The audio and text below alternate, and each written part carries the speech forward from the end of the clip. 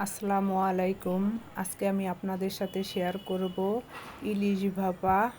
ইলিশ ভাপার জন্য প্রথমে আমি কাঁচামরিচ, জিরা, সরিষা খুব ভালো করে বেটে নেব।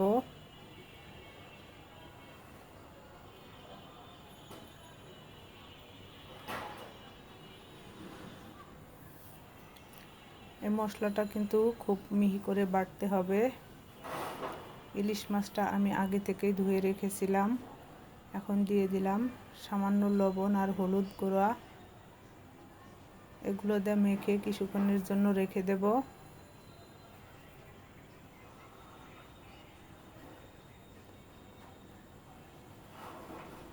এখন এখানে দিয়ে দেব বেটে রাখা মশলাটা,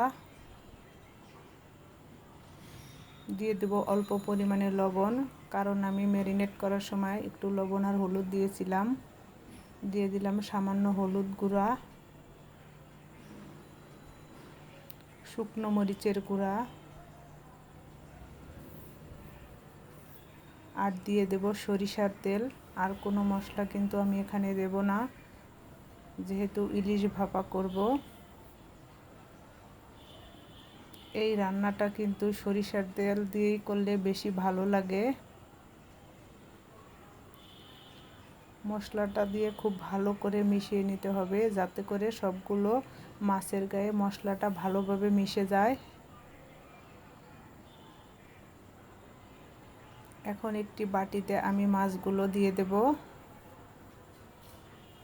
মাছগুলো দিয়ে কিন্তু আমি বাটিটা ধুয়ে সামান্য পানি দিয়েছিলাম।